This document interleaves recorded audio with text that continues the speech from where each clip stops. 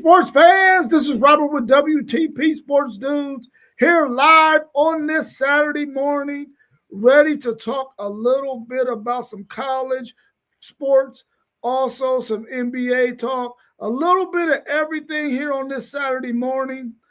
There was a meeting yesterday in Washington, D.C. to talk about college athletics and how they can go about fixing this thing, because we all know that college athletics is in shambles. Also, a 16-year-old, can you believe it? A 16-year-old sophomore out of the state of Texas in high school ran a 9.88 in the 100 meters. That is unbelievable. And also, we got the NCAA basketball season coming to an end, and we're going to talk a little bit of tournament talk here on the show today. Also, Jason Tatum made his return to the Boston Celtics last night, so we also want to mention that as well. Thank you for joining us. I got my man, One Take Zaya, in the building with us. How you feeling, One Take? Man, I'm good, man. Hey, it's about to be a very sports eventful day for me, man. We're going to shoot this podcast. We're going to shoot this podcast, and then I'm going to head up to the barn and watch some of these district final games, man. For sure. We also got our man, SEC Sean, in the building with us. How you feeling, SEC Sean? Oh, man, we're doing good. Like Zay said, we got a heck of a sports day. We got all kinds of the end of the regular season, man. You got all kinds of stuff going on today. It's a great day. Yeah, for sure. We also got our man Doug in the building with us in the chat. Welcome, Doug. We appreciate you.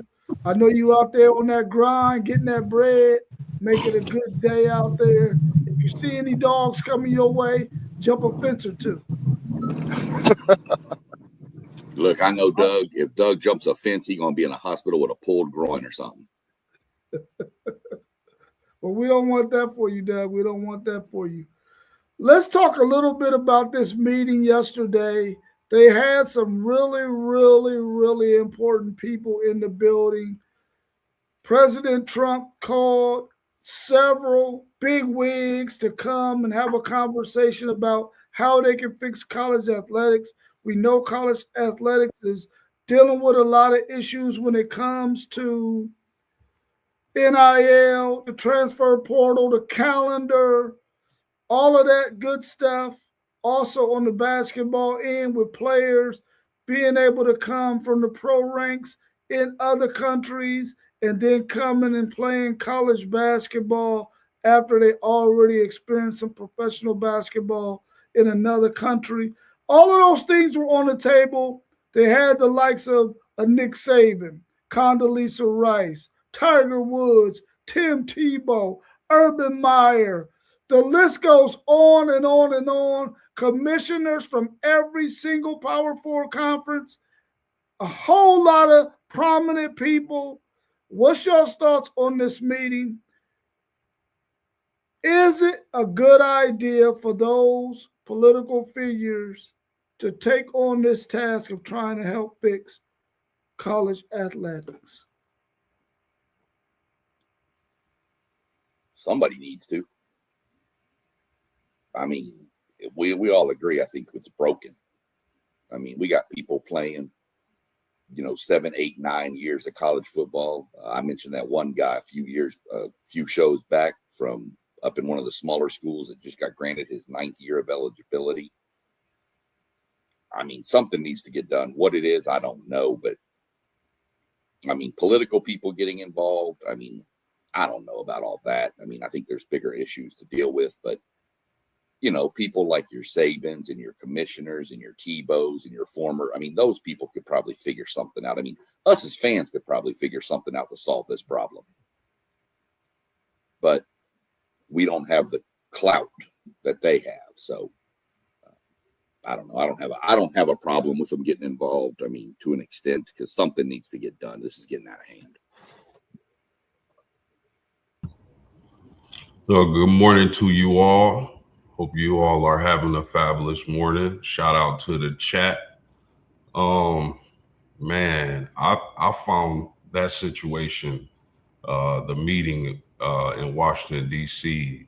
educational. If anything, I didn't get to finish the whole thing, but I did see a huge part of it. Um, and it brought a lot of things to light. You know, a lot of good points were made. A lot of good information was given out. Do I think the politicians should be getting involved in a perfect world? No. But I agree with SEC Sean. Some things are broken and need to be fixed. It doesn't seem like the NCAA and all the leaders of college football have been able to get this thing right. Now, I know even with the politicians involved, this isn't going to be a perfect system. There's a lot of give and take and negotiation. And I think that the main things they need to get done if they're going to work on this is eligibility, uh, the other teams poaching smaller schools players, and I really hate to see that smaller athletic programs, you know, fencing, volleyball, or sports like that, have been in trouble, and a lot of those teams have folded. So I think they definitely need to get that fixed because I think everybody, no matter what sports you play, I think you should have an opportunity to play your sport in college. I mean, a lot of great points were made, man. I mean, the pay for play and you know, NIL not actually being NIL, but really at the end of the day being paid for play. So much money being involved, and I gotta say, I'm pro players getting money. Don't get that fact twisted, but they gotta get it under control. I think one of the lawmakers made a great point with what did he say? He said something to the effect of um my goodness, it was a lot of great points. I can't remember that specific one, but man, it shed a light to a lot of different things. I'm not the biggest on politicians getting involved in sports, but oh yeah, they were saying that if the NCAA, I remember now. Sorry guys, they were saying if the NCAA, you know, makes a ruling on something, then whoever they ruled against, they just go to the local judge and they reverse it. So not having any teeth in the game. I think, you know, and we heard the president, you know, being critical to a lot of those judges, saying how they don't know anything about sports or what's going on in the NCAA, and they're just making rulings. Whether that be true or not, I don't know, but I definitely would like to see some changes in college football eligibility, um, getting the transfer portal under control, not letting these bigger schools poach players, and you know, a lot of situations like that is what I like to see overturned, and them figuring out how to keep these smaller athletic programs in business.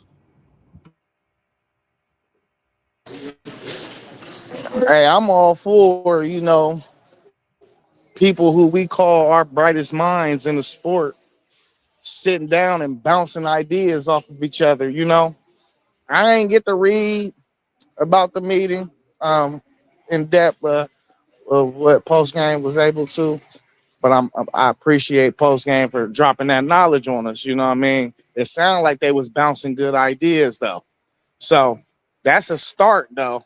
But where does this lead to? You know, who at the bottom line is it going to be the president that start writing things into law? So, like I said, I'm all for people who we call our brightest minds being into a sit down and bouncing ideas to try to figure this thing out. Because if we keep going the route we going, college sports is just going to die, and I don't want college sports to die.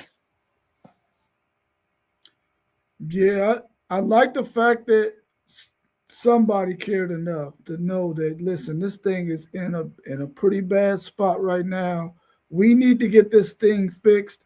We talk about it a lot on this show. I hear it a lot on other shows as well. how college athletics is just sort of a mess right now. And if these politicians and President Trump want to pull a group of people together to try to get this thing from being the can getting kicked down the road, I'm all for that. Uh, of course, we know that they have some other things that they could be doing.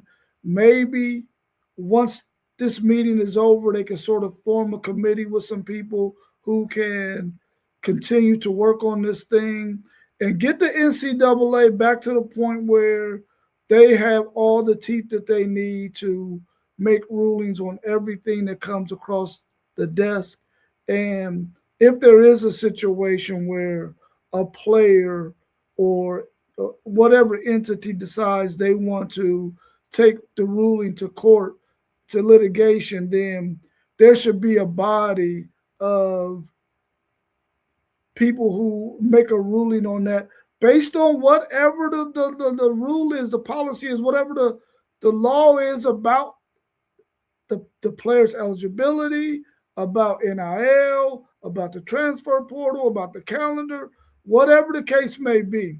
Because right now it looks like we got lawlessness and people can just pretty much do whatever they want. And I don't like that aspect of it. One thing that I didn't particularly care for, though, was the fact that they didn't have any current college athletes on this panel in this discussion. There, you gotta have your stakeholders. They gotta be there, bro. The people who are the clients, they gotta be there in discussions like this because even though you have the likes of a Tim Tebow and some other former players, they didn't play during the NIL era. They didn't play during the transfer portal era. So although they are bright minds, they don't necessarily have all of the answers to what's going on like the players who are actually involved in it. So I would have liked to have seen some players involved in it. And maybe as college players, they might want to find somebody who could be their spokesperson for them. And I think that enough college athletes, they talk to each other on social media, phone calls, texts, that they can find somebody that they respect across each one of these athletic platforms, whether it be basketball, football, whatever, to represent them in needs like this. So I would like to see that happen. But I like the fact that somebody is taking the initiative to do something about it. Yeah, and if I could add fast, I think there's a level of hypocrisy amongst the coaches who are complaining about the money side of the NIL transfer era. Now, let me start by saying I do agree this could be the money side of athletes being paid could be regulated better. But let's not act like for 1 second that some of these people who were complaining to the president weren't dropping off brown paper bags before the NIL transfer portal era. That's a fact. That's a fact. Well, I mean, I saw President Trump mention that he's going to take all of it into account and have an executive order written within the week. Now, I mean, his big statement after that was, we know we're going to get sued because, these people are going to fight this because these kids, all the money and all that's going to change and it's going to whatever. But you got people like Cody Campbell out of Texas Tech, billionaire donor out there, who's even saying we got to get this money under control. And I was like, okay, dude, you just spent the most money in NIL last year for Texas Tech, and now you're saying we got to stop it. So, what's like you said, Post, I mean, these dudes are been dropping money off for years. I mean, I guarantee you we know it was happening at SMU back in the day. They gave them the death penalty. Yeah. So, I mean, I get it needs to be fixed. It does need to be fixed for sure. But how? I don't know. Yeah, I hope they continue to work on it, man, so that we can get something in place that at least starts to fix this thing in the right direction. The NCAA has a 568-page document about why Trinidad Chandler shouldn't be able to play college football next season. Are any of you willing to read that 568 pages? No. Not unless I was making a decision on the young man's future. Now, if I'm, going through litigation, his lawyer, his representation, the courts, whatever the case may be, of course I'm going to read it. I have to. You got to make a decision on it, so you better be knowledgeable and have read all the facts. So if I'm in that situation, yeah, I'll read 568 pages to help me, to inform me and lead me to make the best decision. But like me, like not being involved in any of that, no, sir. Yeah, 568 pages seems pretty long for this topic, for about the good he played. Would I read it? How many 568 of those pages have pictures? Because if it's about 350, then yeah, I'd probably sit down and read that. But if it's like one page with a picture, I'm probably not going to tune in and read that. I agree with Post. I'm not a decision maker on this, so I'm not going to tune in and read it. I'm going to let the chips fall where they may. So, yeah, that's too long. Yeah, I'm not going to read it either. But one thing I will do is I'll pay attention close enough to see when people who will take the time to read it will drop an important nugget here or there, and then that might probe me to want to go to one of those pages to try to get a little bit more context to it. I might do that, but outside of that, I'm not going to sit down and read 568 pages. But what I do hope happens is the way they wrote it and what they wrote about, I hope it is not necessarily just only geared towards Trinidad Chambers, but also towards anybody who is trying to get another year of eligibility outside of the eligibility that they already exhausted. So if it's talking about something like that, I hope that that's the case. Um, but I will only be paying attention to it just to catch a nugget here and there from someone who has read it. One take, Zay, what do you think about that 568-page document about Trinidad Chambers? I think it's hilarious. Like, why are we writing books about stuff like that? Hold on. Oh, man, my music was playing. But could y'all hear me? Yeah, we can hear you. Yeah, I don't understand like why we're writing books about that. Like, just let your decision be your decision and be done with it. Like, why are we writing 596-page books about the reason why you chose? We already understand, like, y'all at the NCAA, y'all said he can't play, he shouldn't play. I don't even care about the reason. I don't want him. I ain't want him to get extra year anyway. So I really don't even care. But I think it's real wild that we're wasting our time and efforts on writing a 596 page book on why this dude can't play. Like, I just think it's funny for real. I don't even know how to take it serious. Yeah, the thing for me is also is you take all this time to write 568 pages when you probably could have done it in a shorter amount of time. Do you want people to just to see how smart you are or to see how redundant you can be that you have to go all the way to 568 pages? The reality is you probably already had something in place that says if this, and this happens, then that means that your eligibility has run out. So that should be the end of the game. But I don't know. Maybe they felt the need to have to do that because they feel like maybe they want to gain some more of their strength back, and they figured if they can make it long, they could probably bore somebody to death that they say, the hell with it, he can't play. I don't know. What's your thoughts on a 16-year-old Dillion Mitchell of C.E. King High School in Texas, who ran a 9.88 100-meter dash. I believe it was wind aided. What's your thoughts on that? We've been talking about speed for the last maybe week or two and how these athletes are just becoming so freaking fast, man. And we thought Usain Bolt was a fast dude, and he is. He's the fastest in the world. What do y'all think about this at 16 years old, running a 9.88? Extremely impressive. And I mean, shout out to that young man, because what that tells me is he's put the work in. He's put the work in, and he's focused and disciplined. Now, I know we've been talking about speed, as you mentioned, Rob, but I think the young athletes of today are benefiting from the information era of the world.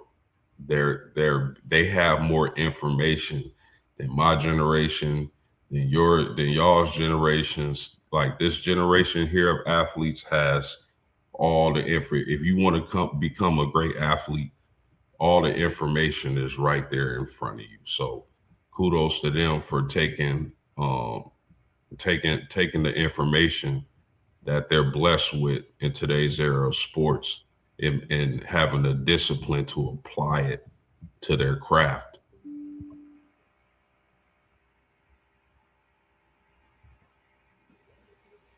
$100%.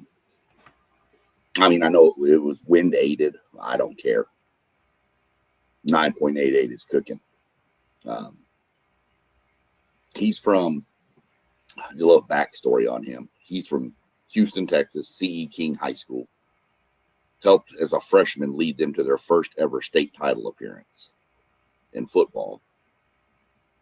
Came from the same high school as Travion Williams, former Texas A&M running back, went to the Cincinnati Bengals, now with the Cleveland Browns, I believe, on the practice squad or whatever. But, you know, it's a inner city school, not one of the big, huge power programs you hear of in Texas. But that guy, saw him play in the state championship game. That kid was electric as a freshman against DeSoto High School, who's really, really good.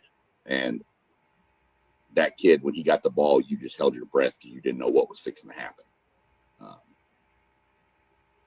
He's another one of the long lines of track athletes coming out of that state of Texas. I mean, I can tell you a guy's name you can go watch real quick, and you can watch the last lap of the 4x400 relay, and you'll blow your mind. When he got the baton, the guy in first place was halfway around the first corner, and he reeled him in. Pretty crazy, but electric coming out of that school, that area, that community. That's really, really big. That kid's going to be huge coming in the next few years. Just so we'll see where he goes. But yeah, he's impressive.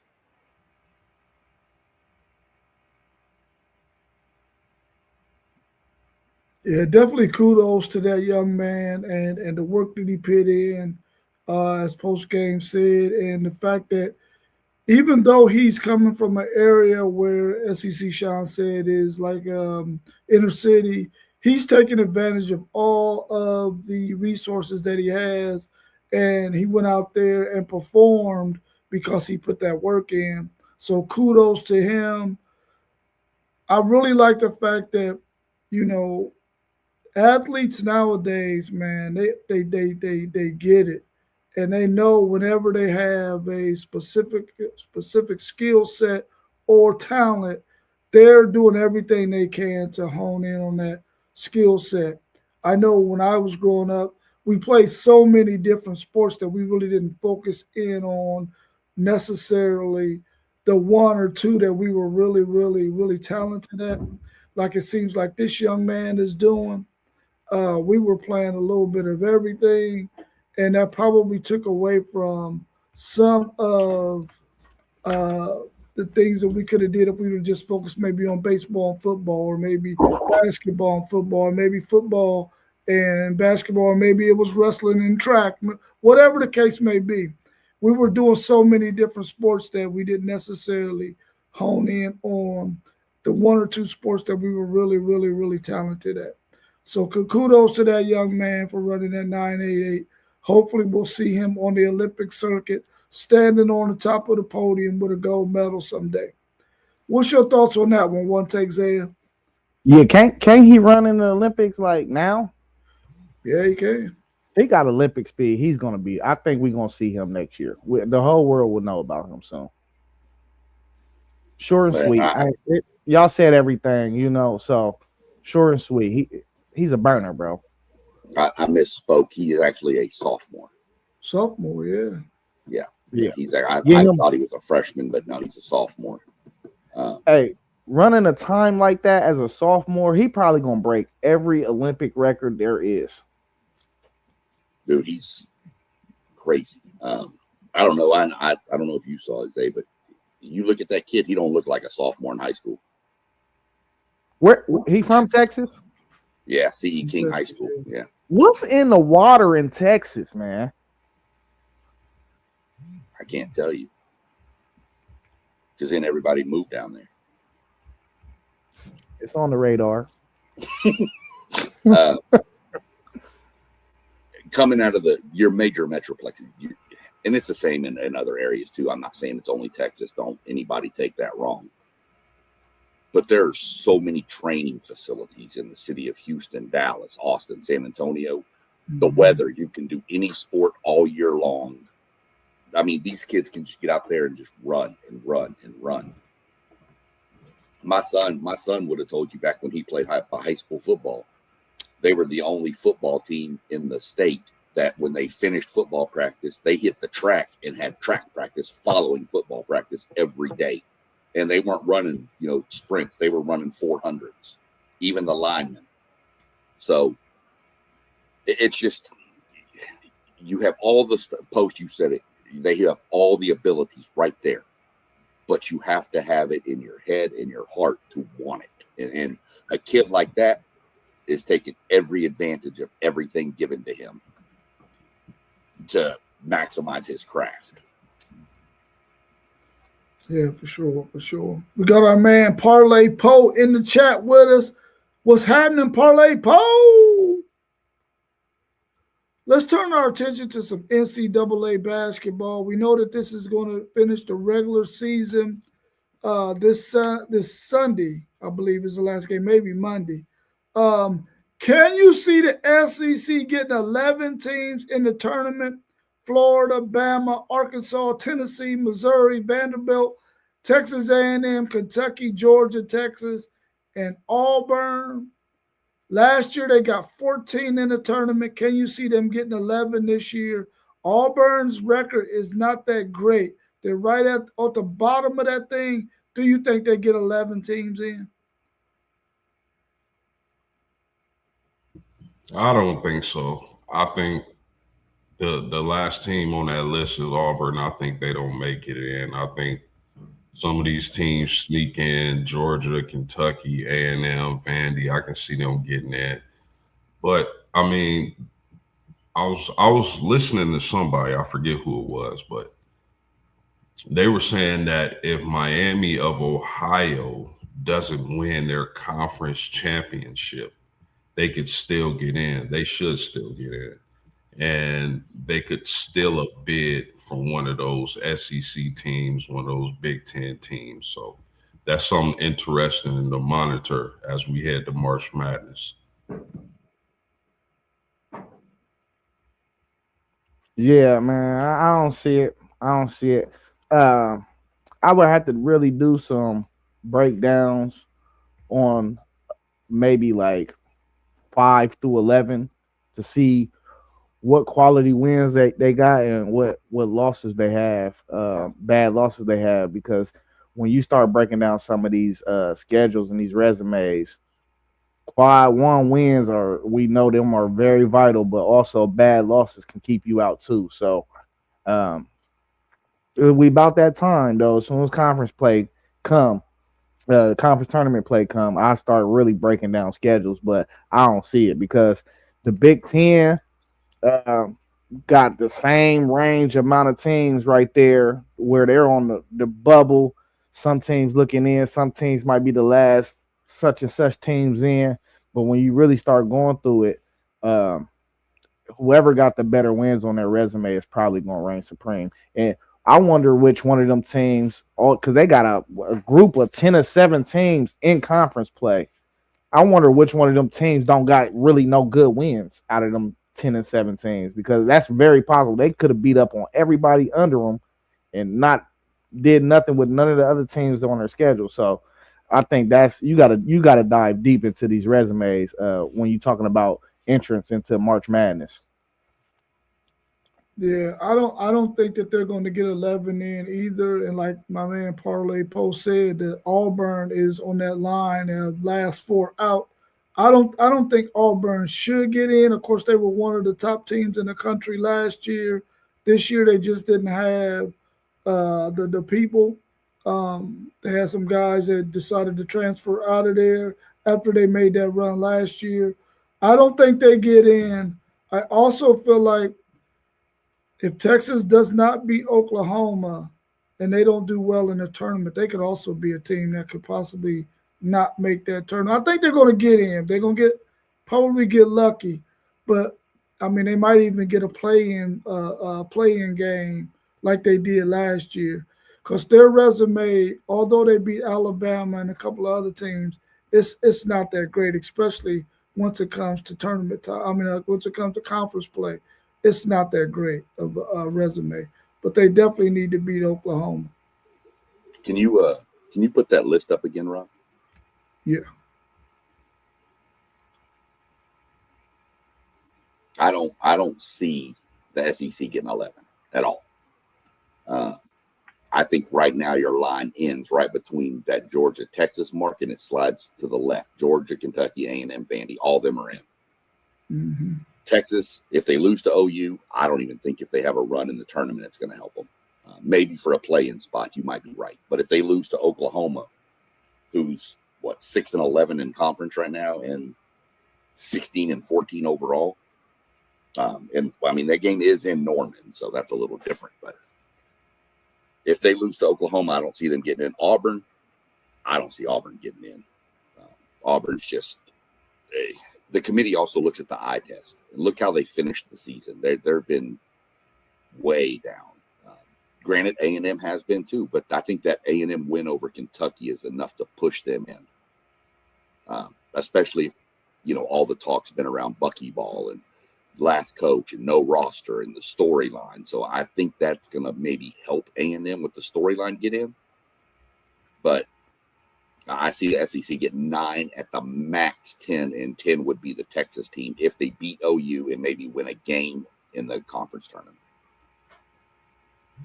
Yeah. I like what you said there. Let's turn our attentions to the ACC. Will the ACC get 12 teams in with Virginia Tech, SMU, and Stanford all being 9-11, 8-9 in conference? Do you think those last 3 teams could possibly give the ACC 12 teams in this year's tournament? Absolutely not. The ACC is nowhere near getting 12 teams in. Stanford, Virginia Tech, SMU maybe, but I don't think ACC is probably the conference with the least depth amongst the major conferences. When you talk about the Big Ten and SEC and the Big 12, they probably have the least amount of depth as far as teams making the NCAA tournament. So I don't think they're going to reach that number. I don't either. Yeah. Go ahead, Sean. Okay. I don't see it either. Same thing Post said. I think the ACC is really, really top heavy now. I mean, SMU might get in, depending on what they do in their ACC tournament. I know if A&M gets in, SMU does have a head-to-head over A&M, so that can't hurt them. So I don't see them getting that many teams in. I think maybe you get to maybe a Louisville, then that might be your cutoff line for the ACC, depending on what happens in their conference tournament, of course. Yeah, I see 7, maybe 9 at best. Best case scenario, but nah, I don't think they touching double digits at all either. Yeah, our man Parlay Post said no to the ACC getting 12 teams in, and he also said with Auburn losing Bruce Pearl, that also hurt them as well this basketball season. I don't think that the ACC gets 12 in there either. They may get double digits and get 10 though. I think that might be possible for them, but I mean, do they really even deserve 10? 9 would probably be their best case scenario. I just don't think that conference was deep at all, talent wise. So those teams who got records that look pretty good on paper, probably as our man One Take Zaya said, you really got to go look at the schedule and see what kind of quad one wins did they get. Or did they play a team that's at the bottom of the barrel twice in conference and mess around and get 2 wins over a team that we all know is horrible? So you definitely got to go look at the schedule in this case for the ACC. But I don't think they get 12 in, but it's possible that they might get lucky and get 10 teams in this tournament. AJ and BYU are 20-10 and 8-9 in conference. A losing record in conference and 10th in the league. Do the committee put them in because of AJ, like they did Texas because of Trey Johnson last year? Do you think he's going to get the Trey Johnson treatment and make it into the tournament this year with that BYU team? I don't think it's the Trey Johnson treatment. I think it's the analytics of their schedule. I am one to believe that the Big 12 is the strongest conference this season, top to bottom. They play in the Big 12. They had some good wins. They had some good losses. If a good loss is a thing. So yeah, I think a little bit of that is that you got a star player like AJ Devansa on that squad who you would like to sprinkle into the tournament. So I think they get in by the skin of their teeth. They're definitely on the bubble, but I think their resume, even though they only got 8 wins in that Big 12 conference, again, I believe it's the strongest conference top to bottom. So I think the analytics of their schedule is going to put them over the top and get them in. And it doesn't hurt to have a top two overall NBA pick on your squad.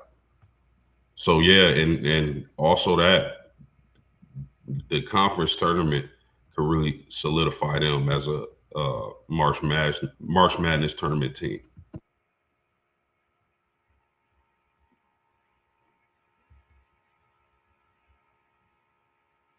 You're on mute. One Take. You're on mute. This one get tricky for me because this the thing. Ever since Richie Saunders went down, I think they're kind of a different team. And I think you really only could say they got one quad one win, which is Iowa State. I believe they beat. And then on top of that, they just lost to 2 teams that's a little bit ahead of them in conference play. One being West Virginia, one being Cincinnati, their last 2 games. Cincinnati got the same quad one win against Iowa State, but they also beat Kansas and I think somebody else. So yeah, they're 20-10, Cincy 17-13. But like when you look at it, Cincy don't really got the bad losses they got either. We just seen BYU get ran off the floor not too long ago. They lost like by 25 or something to who was it? Was it Texas Tech, I believe? So I don't know. I think it's going to really come down to whoever choosing to put these teams in values the most. and maybe do they take who's been playing better lately into effect? Because I think Cincy has been a better team of late than and I think it's gonna come down to about them three teams in the Big 12 of how many teams they're gonna get in, and it's BYU, West Virginia, and Cincy. So I don't know, man. This one is tricky. If I had to say right now, I would say they're out looking in. And you still can do something in like conference championship weekend. So this is not a story that she wrote yet. Because let's say since he lose first round and BYU can win 2 games, you get a bump from that. So, but right now I got BYU sitting out, and we done seen them leave some dudes out of the tournament before. Like I remember when they left Mike Beasley out, and I was like, "What are y'all doing?" Yeah, I mean, Cincinnati, I agree with you, is playing better right now. I mean, they just blasted BYU. It was like 91-78 or something. It wasn't even good. BYU's on a 3-game losing streak right now. Cincinnati, West Virginia, and I don't remember who else they lost to. Somebody they shouldn't have, though. I think it's going to come down. I agree with that. Cincinnati, BYU, West Virginia. I think BYU probably gets in. We'll know today. If they beat Texas Tech, then I think they're in. If they lose to Tech and then say lose in the first round of the Big 12 tournament, then I think they're out. But a win versus Texas Tech could be huge. Then, TCU's right there too, at 20-10, and they're playing Cincinnati today. So the Big 12 is by far, I think, the deepest, or not maybe the deepest, but the top heaviest conference. I mean, they got 4 teams in the top 10. So they have quality losses, I guess you could say, but they don't really have a bunch of signature wins. What'd you say, Zay? They got 1 quad 1? Yeah. I mean, a team like A&M has 5. So, yeah, I don't know. I think they're in, but I think they're sitting on the back end of that caboose, and somebody's got the binoculars looking backwards, watching everybody come at them. So we're going to see what happens. Yeah, I think the verdict is still out on them as well. It would be nice to see, AJ being the player that he is, to be able to get into the tournament, just like Trey Johnson was able to do last year. I really don't think they're a good team at all. I don't see them winning a game in their conference tournament. I don't see them winning the game if they make it into the NCAA tournament. But like I said, AJ is a great player, and I would like to see him in the tournament.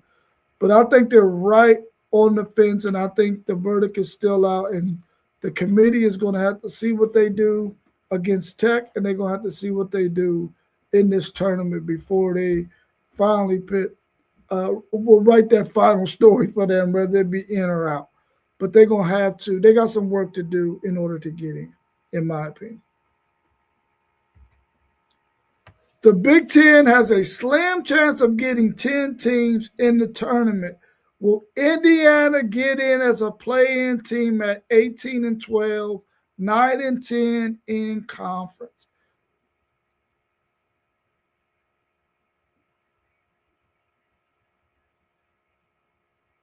I don't think Indiana gets in.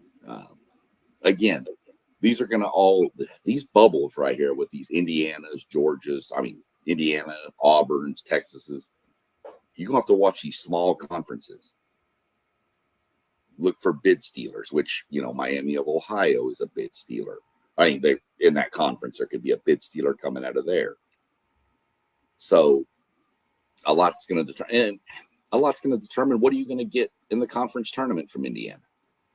I remember a couple of years ago, I don't remember exactly 2-3 years ago, Ohio State was nowhere near getting into the tournament and almost wound up winning the Big Ten, went on a run in the Big Ten tournament and almost made it in. So somebody get hot, you never know what's going to happen. You go back to Connecticut years ago when they were barely in or whatever, and then went 6 game on just a heater and won the whole thing, won the tournament, won the national title. So I don't know. I don't know that Indiana gets in, but we're just going to have to play that by ear. I'd take BYU over Indiana. Yeah, I agree with that. I don't think Indiana is a March Madness team. I just don't. I also agree with BYU. I would take BYU in that resume over Indiana's right now. So I don't think Indiana gets into the dance. Yeah, they not getting there. They got to win the conference championship. That's the only way I see them getting there. They don't have no wins over. I don't even think they have a win over a ranked opponent this year. Well, Parlay Post said no as well.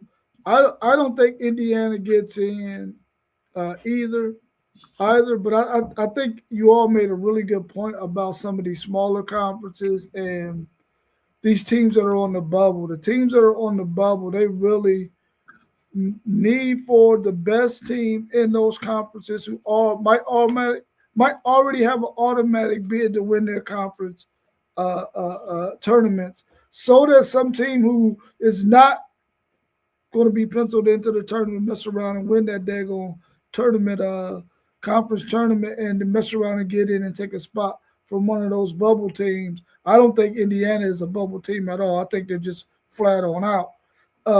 But teams like Texas, BYU, Auburn, that might have a chance to get in a play-in game or something like that, they really need for all the dominant conference champion teams to win their conference and not let somebody come in and steal a spot from them.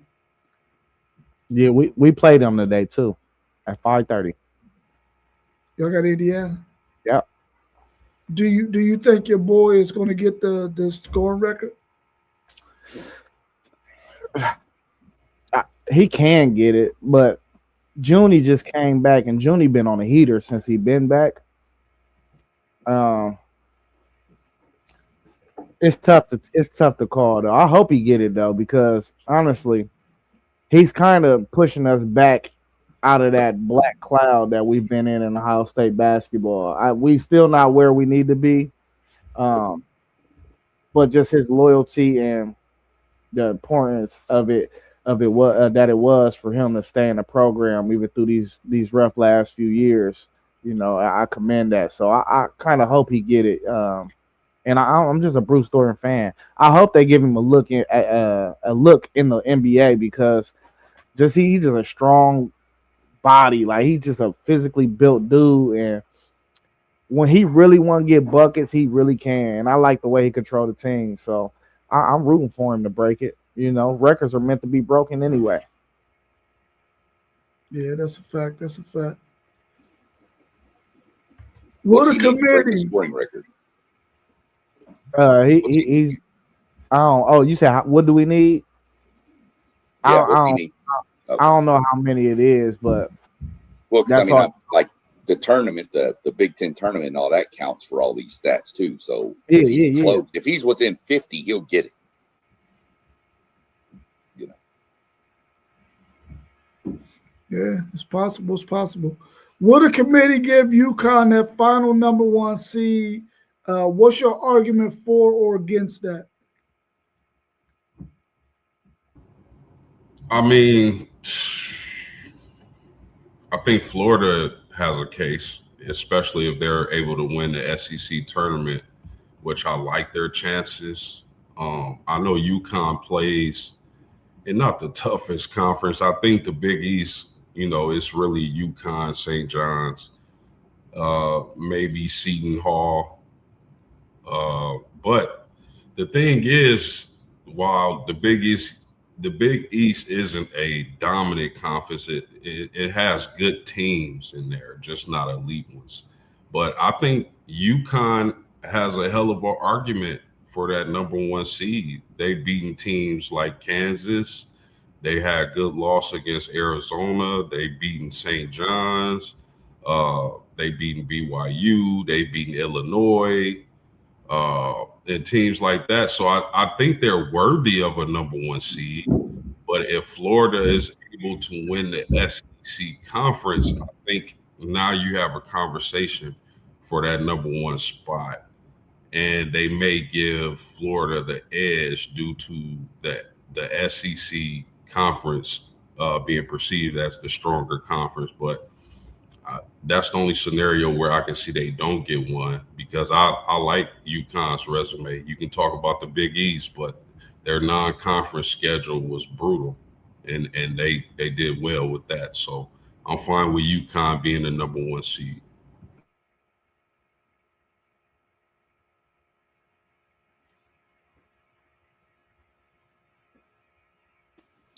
Well, I thought Zay was going to jump in, but I guess he was waiting. We were waiting on each other. I can. No, we're good. I think it's Florida, and call me an SEC homer, call me what you will. The one thing, the wins you ran off were really impressive post game. They also beat Florida head to head. Now, that Florida team ain't this Florida team. So I think Florida, I've been saying it for a while, Florida is just a scary, nasty team to play with all that size. And if them guards are on like they have been lately, I mean, Florida's just destroying people. 111 to 77 over Arkansas. I mean, they're just beating teams down. I mean, that was without, Tyler Howe. He didn't play in that game. And they still, he played in that game. Sorry, that was a Mississippi State game. He sat out. So I think Florida's one of the number one seeds for sure, in my mind. And I think exactly what you said. They're going to consider the SEC as a better, deeper, stronger conference than the Big East. And I think that's going to push Florida ahead of UConn. Yeah, better, deeper, stronger. And I think when you weigh into the fact, if you take in maybe the top 8 or 9 ranked teams in the country, I think UConn probably got the worst loss out of all of them.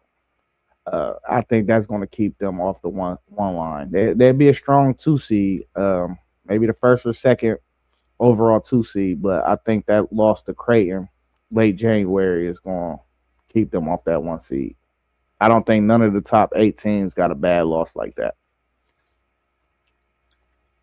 Yeah, I really feel like Florida is a better team than UConn, and they're probably more deserving at this point to get that last number 1 seed. And I think if you was to look at the resume of all of these teams who could possibly get a number 1 seed, I think it's clear that Duke, Michigan, Arizona should get one of them. And I think the next best team after those 3 is Florida, and I think that they should get that last number 1 seed. I just don't see UConn getting it, even though they got them ranked 4th in the country, I think, in the AP poll. I just think that this Florida team is a better team than them and would be a better team to have on that number 1 line. But I guess we'll have to wait and see once the selection show takes place who gets that last number 1 seed.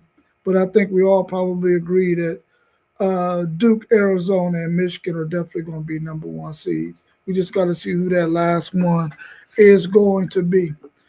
Anything else y'all want to talk about before we wrap up? I know Jason Tatum went out there yesterday. What y'all think about that? Real quick, before we jump on to Tatum real quick, I'll jump on that too. But going back to the Florida UConn thing, you got to look at the eye test. Florida's on a 10-game winning streak in the SEC play.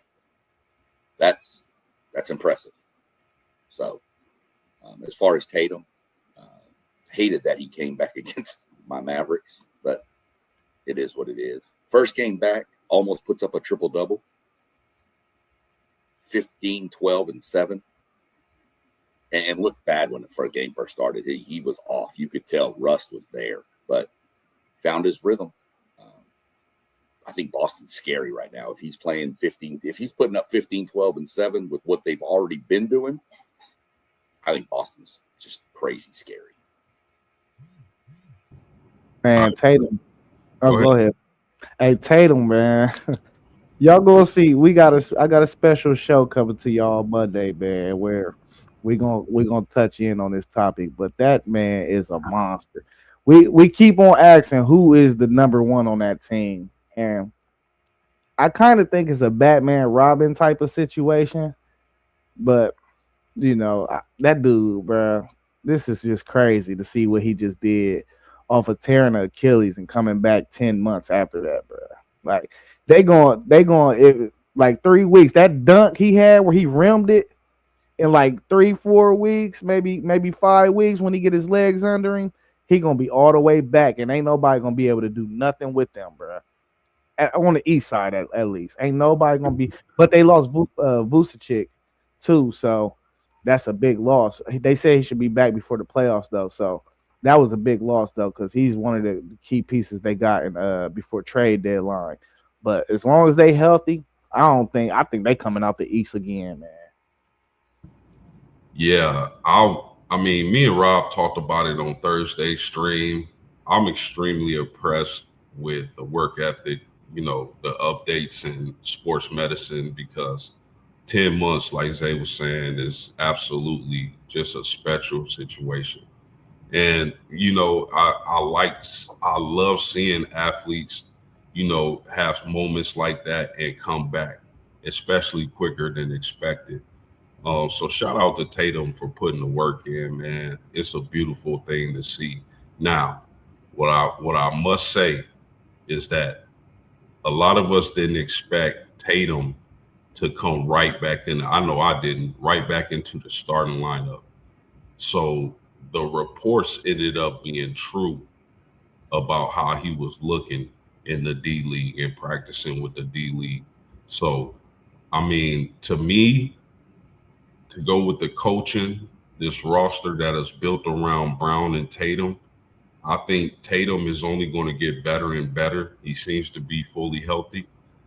I think Boston is definitely the favorite to come out the East because Tatum's going to get better and better, and they already have a great roster and a great coaching staff. So if Tatum is able to get back in rare form, I think Boston is going to be the favorites, at least for me, out of the East, and they're going to give the West trouble, whoever they see. Because, like I said on Thursday stream, those two big wings on the perimeter at that level of basketball is extremely difficult to deal with. So, shout out to Jason Tatum on his return, and all this is said from the mouth of a Laker fan. Yeah, kudos to Jason Tatum, man, and his return back to the Celtics. I mean, almost getting a triple double in that first game is awesome. When we talked about him earlier in the week, I didn't know if they would bring him back and he would be in the starting lineup. I kind of wanted him to come with that second unit and get his feet wet a little bit first, and then eventually find himself in the starting rotation with them.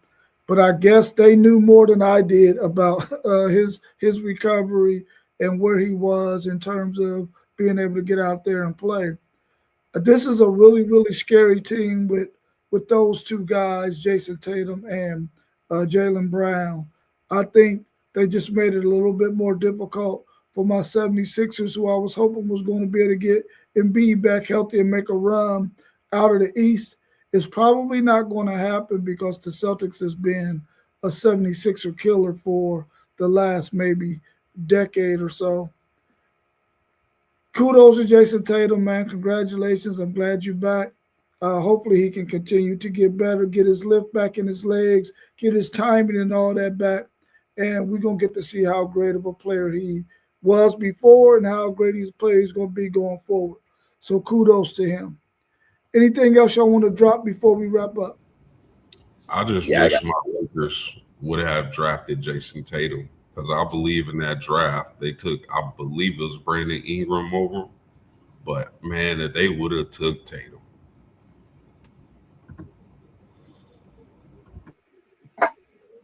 yeah. Couple quick things.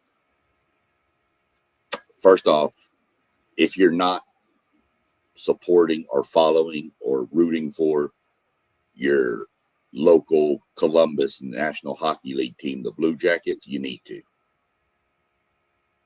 They're 1 point out of the playoffs.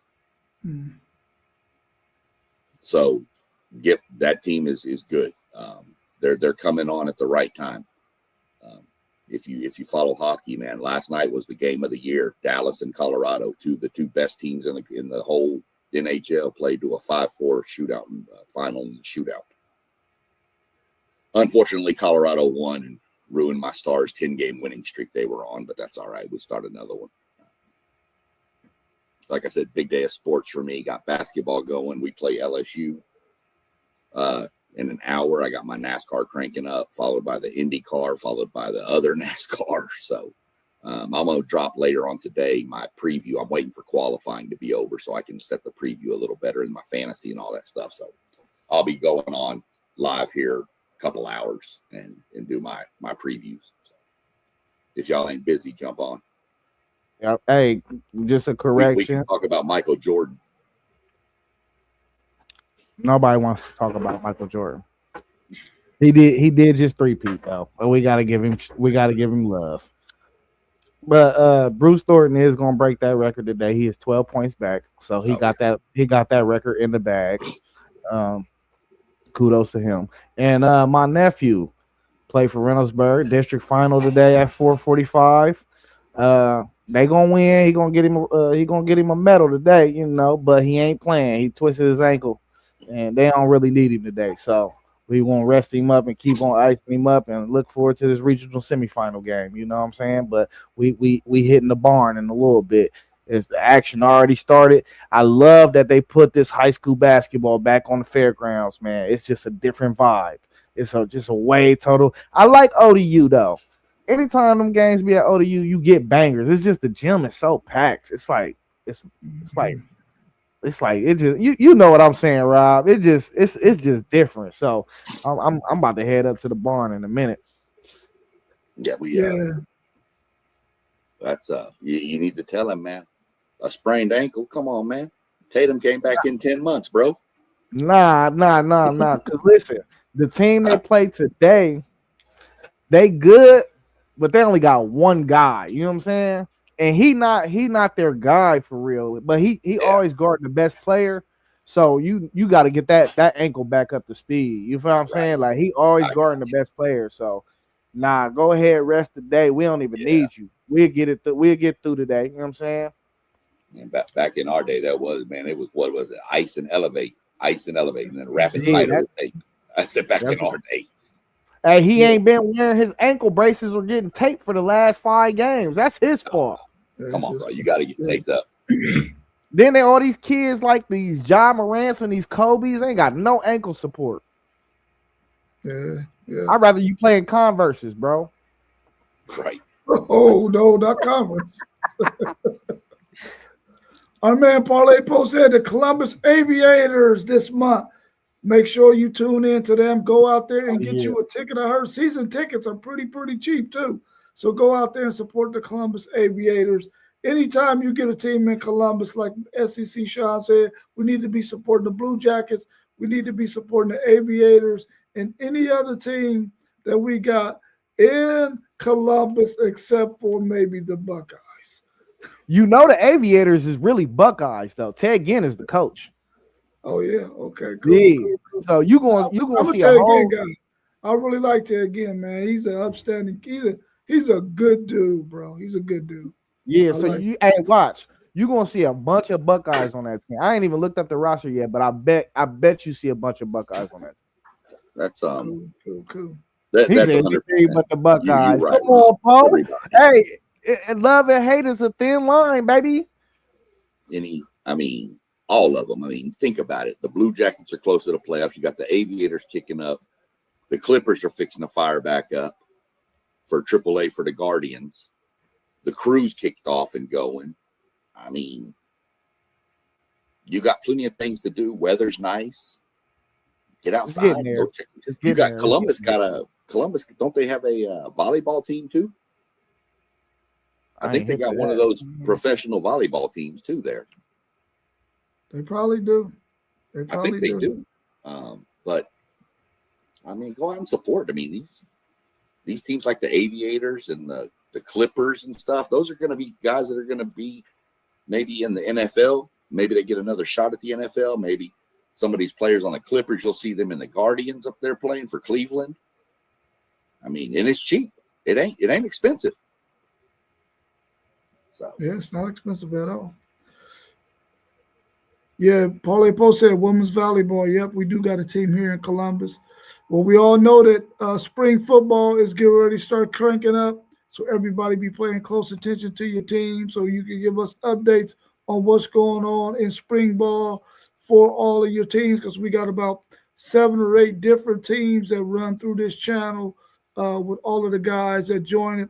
Everybody enjoy the rest of your day here on this fine Saturday. Here in Columbus, it's 70 degrees already. So we're trying to enjoy this thing. Get out there, get some body moving, and have a good Saturday.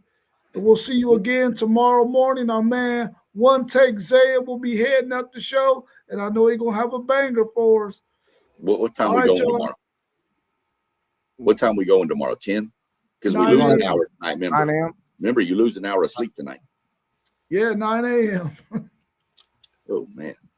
You just go to sleep an hour early. I know Rob mentioned that we follow 7 or 8 teams on this channel, but most of those are mainly Moss's teams. Because we follow about 95 of them. So. All right, y'all have a good one. Peace. Y'all be good. Peace.